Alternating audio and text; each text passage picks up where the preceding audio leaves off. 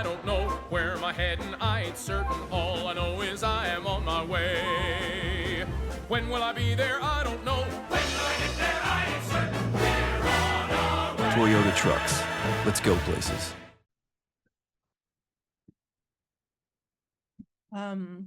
Congrats on getting a point back there at the end. If you want to just start us off with your thoughts on the match.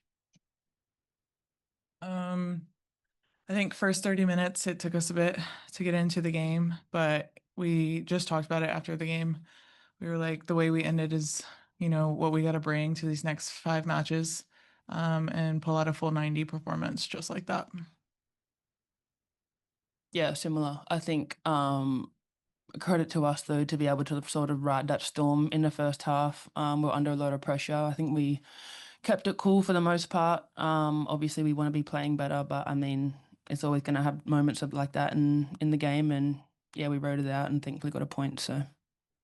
And then can you talk about the second half adjustments you made and kind of, because it looked a bit different when you came out for the second half versus start of the match? Yeah, I think we wanted to be a little bit more safer in the back instead of you know, going out and trying to stretch that press, which allowed them to kind of like gain more ground. But I thought we dealt with it well, and we ended up figuring out the press probably after the first 10-15 minutes in that second half, and yeah, it was good. Reyna, obviously your walk-up look today was quite a hit. I'm wondering if you can talk a little bit about that, and then about scoring a goal on Hispanic Heritage Night. Sorry, wait, my walk-up look. Oh, We'll start with the walk. Got you. Okay. Yeah. No, I was like, you know, first game home, and it's Hispanic Heritage, can't speak English, sorry, Heritage Month. And yeah, I just thought, like, you know, it'd be nice to represent them in a beautiful way. It's a beautiful dress, and had roses too, so represented the Thorns as well. So yeah, it was just a good mesh. And then the goal, you know, that's just my job, you know, follow it up. Liv had a great hit, and it just popped out right there, and just had to tap it in. Yeah. And then Matt, kind of a heavier question, but you posted about Matt earlier today, and obviously y'all did a moment of silence for him before the match kicked off. I was wondering if you could talk a little bit about him and what that meant to you. Yeah, BD played a massive role in my career coming through. I think it was, you know, back in 2020, it was COVID, and I didn't really have many teams to go on offer for, and he pulled me in and he gave me a chance, and he brought me over to England, and it ended up being my home for the next 4 years at West Ham, and I learned so much as a player there, as a person as well, and yeah, I owe so much to him. And what he did for women's football in general. Yeah, I don't think it will be forgotten. A very special person for sure. And then, yeah, the game became really chippy at points in this match. Can you just kind of talk to us about the adjustment, and especially for you, Mackenzie, Arnold, you took a lot of hits today as well. You just kind of talk to us about just kind of how the game changes, and how, you know, and then Reyna, you too, how the game changes with the officiating the way it goes sometimes. I mean, I think that's just part of football, to be honest. I think especially being here at Providence Park, you got all the fans behind you and the energy just rises.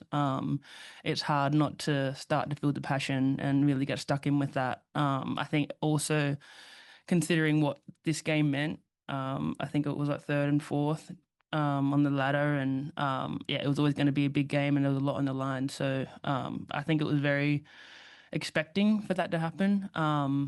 But again, I think you should probably always expect that from us, especially playing at Providence Park. I agree. Yeah. And then Olivia Moultrie's quickly become one of the premier free kick takers in the league now. What was kind of the message, especially, you know, Reyna, when you see her taking that, and, you know, just making sure you follow up in the play? Yes, I think, no, I knew she was going to go for it, but most of the time she always gets it on target. Like you said, she's a great free kick taker. So I just I always will take my chance. Like if it's going to rebound, I'm going to try to be there, and it just worked out. So yeah. Going back to the first 30 minutes, that was probably the longest stretch that we've seen with your team on the back heels like that and the other team attacking. Why do you think the game started out that way? Was that something they were doing or something that was lacking on your behalf? And also, you know, where did you find the urgency then to turn it around and you know, get the point back at the end? Yeah, I think we just like we said, going into second half, we had to just like fix our press a bit. I think we could have like started out with a little bit more energy and going. But honestly, like I got to give it to San Diego. They're like one of the top teams that can play out of their own half, and so they're a really good team, and they want to possess. So we knew they were going to try, and yeah, I thought going into second half we did fix that. So. Are you ready? Another tough one. Come on. Let me guess. You want to start us off with your thoughts on the match? Yeah, let's just before we get to that, I want to send wishes to Savannah DeMello and all of Louisville. I saw that she was out of hospital and resting and recuperating. So I want to give love to all of that organisation, Bev and Janine, that we know really well, and obviously Sav and her friends and family. And then also today, the news of Matty Beard and just there's players in both organisations that have played under him. He was such a pioneer for the women's game, and our hearts, everybody involved in NWSL, our organisation especially, want to go out to his family and his kids. And yeah, I think football is bigger than that. Jonas, before the game, Becky, who've worked with him, Jonas has coached against him. We're going to go and have a glass of wine and toast him after the game here with the opposition staff, because I think it affected a lot of people today. And honestly, I think that translated to the game. It was an eerie game. Maybe we were a little nervous. Maybe the early injury to Julie. It took us half an hour to get going. Then we started to put our foot on the ball a little bit more, started to move it and exploit the spaces that we'd targeted in the week. But it just felt a little subdued all around. And we'll go away, look at that. Our events, life affects that. Football occasion, maybe, I'm not sure. But yeah, it just didn't feel quite right today. We were subdued. Got better, ended the half better, started the second half a little bit uneasy again. The goal, just with the overloads in wide areas, dealt with it, back to goal. We got to get out and squeeze. Max completely blind on the shot. We had so many bodies in there, but we needed to get out and press it and deal with better, because the majority of their other shots or chances were offside. And I was furious that they didn't get called back, because every time it goes and then injuries occur after whistle, we need to sort that out, because I don't know if it needs to be semi-automatic offsides, but when the play goes down and they're getting shots or pressure or things, it just keeps momentum. And we've played offside and we've tracked their runners and done it well. So I wasn't happy with that. But I'll take the positives. Last half hour, we got the pressing better. You could see we started to get some energy in our game. Subs came on, had the desired impact that we wanted. Obviously, we had a change of shape as well and went for it, and then kept that change of shape at the end, because we want to try and, you know, win a game that was really pretty nondescript for chances. I think 6 shots each team today.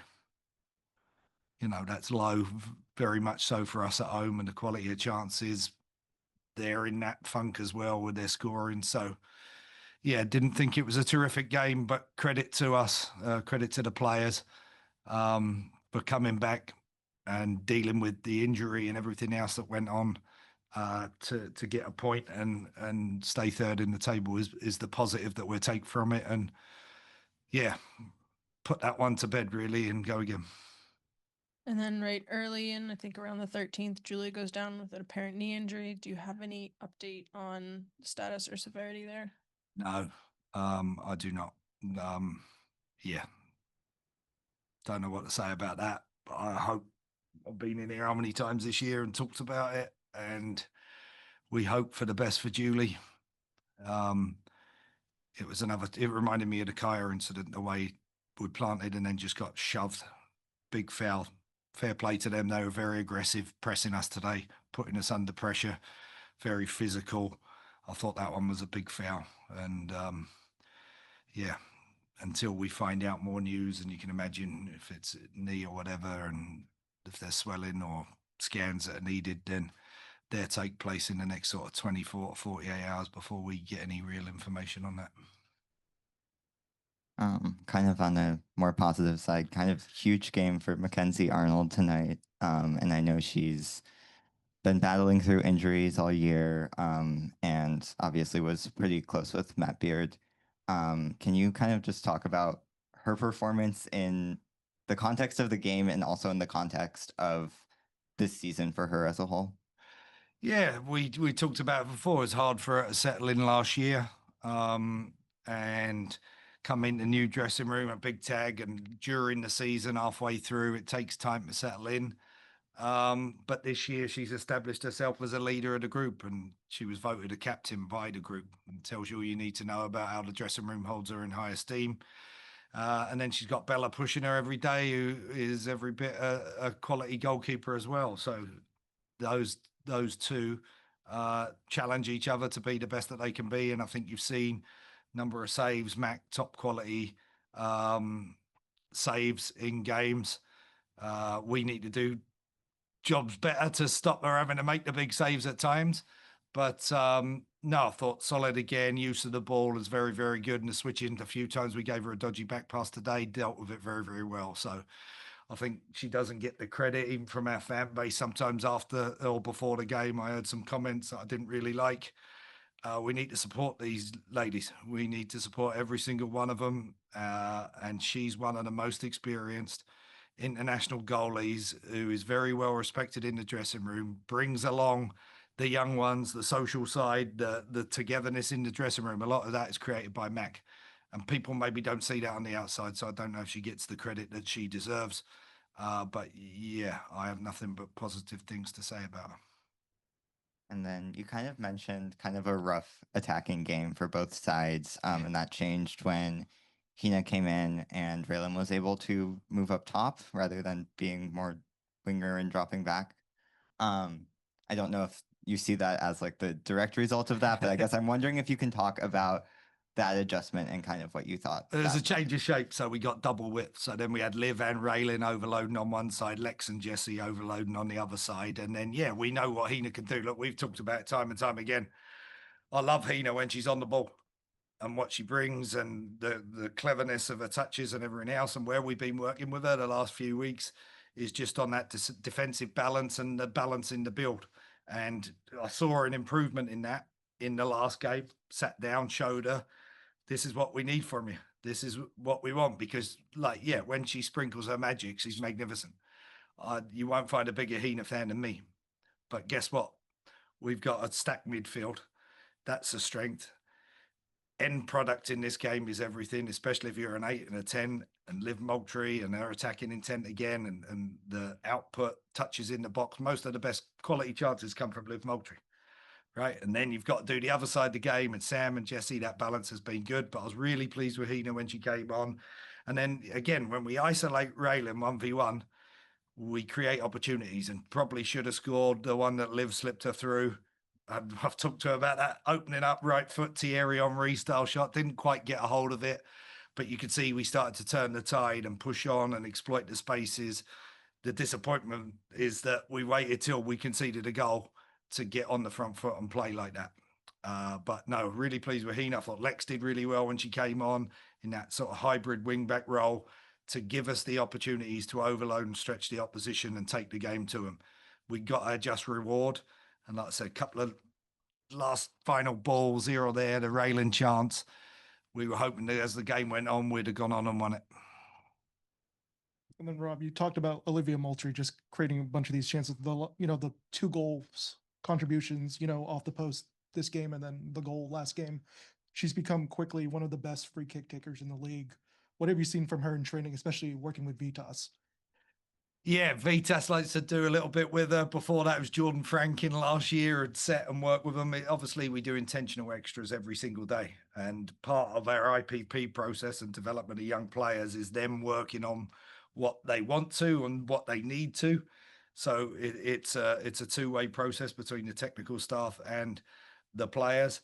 But yeah, Liv loves her football. She's got a football pitch in her back garden. She probably takes another 30 when she gets home, but the wall and the goalkeepers are a little bit better at Providence Park than they are her little sisters probably. But yeah, we've talked about Liv. She gets into good spaces, high slots, 1v1.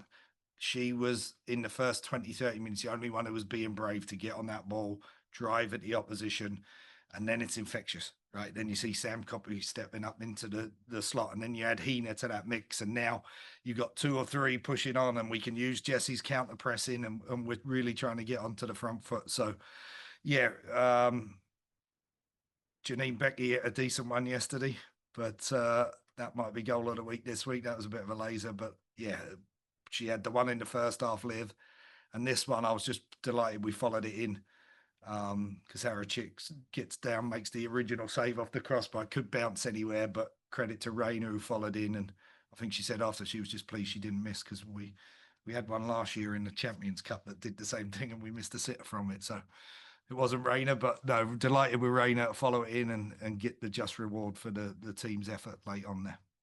Yeah, and then Rob, you mentioned the team just kind of being in the top few for expected goals, but in the past 6 matches, you all have been out-generated in that time. Yeah. What have you seen during that span of games, and where do you want the improvement to come from?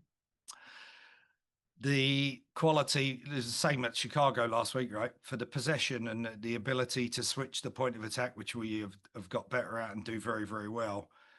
We need to add that dynamics. And look, it's easy for me to be critical of the players that have come in, but Kaya Hanks, Sophia Wilson, Morgan Weaver, the depth has not been there for us to keep that fresh. And so we keep working with the players, keep trying to improve, find the right balance. Thought Dana, when she came on, looked lively, created a couple opportunities, little slip balls. But they're going to get judged on end product. You've got to put the ball in the back of the net, and our top goal scorer this year has 5 goals. Other teams have 12 and 13. So it's a collective effort. We said at the start of the year and the start of end of preseason, we'll have to do it by committee this year. That's where Liv, Reyna popping up, be it JP, whoever, Sam Coffey. Those are the players. We need them adding to the goal scoring threat. Sam, Jesse, Reyna, her numbers and attacking, assists or goals. If we can add that, because we get into great spaces, we combine well, but we need increased runners, isolation, elimination, players in the box, and we need a little bit of quality in that final third, which has been evading us when we've got into those areas. Got time for one more. Another injury question from me. Obviously, we saw Issa go down against Chicago, and she didn't start today. Was that more of a tactical decision? Can you give us any sort of update on her status? No, look, I think we talked about it in the pre-game in the week. This has been an issue that she's had since she's come to the club. And obviously you come from Europe, you're not playing on turf fields, and we're still going back and forth, Nike, Providence Park, home games here. It's adjustments. There's the orthotics in her boot, changes of boots, all of those things, the resources that the performance staff have tried to look at, the medications to help with just that reaction or inflammation. And then when I spoke to Issa in the week and we had the 3-day build, I'm like, we're going back to turf the day before a game. I can't take a risk to have to play a player and have to make a substitution. Unfortunately, we did tonight because of injury. But I don't want to go into a game questioning a player and having to make a defensive sub after 22 minutes. Because now I only have 2 attacking windows, as you saw, to make substitutions in the second half. Little bit of performance. We need some fresher legs. If we make 1 or 2 subs, we don't all get 5 subs on. So that's the challenge for Risa, is the work that she does, the gym, the work with the medical, the work with the physios, the work with performance staff. We need to feel a consistency, and she has to feel it above all. so that we know if we put her in, or let's say it was a centre back going down today, I need to have full confidence that she can then go through the next 75 minutes. So it's ongoing work. It has been a problematic issue. I'm hoping next year, training facility, all of those things, consistency of surfaces and all the support stuff we're going to get in that building will give the players more opportunities, because we have to have a look at what is going on with our injuries this year and everything else. Because again, we're now down to 22 players for the running. It makes it very, very, challenging. So I need everybody at full tilt as best we can be. All right, go ahead and conclude it there. Thank you all.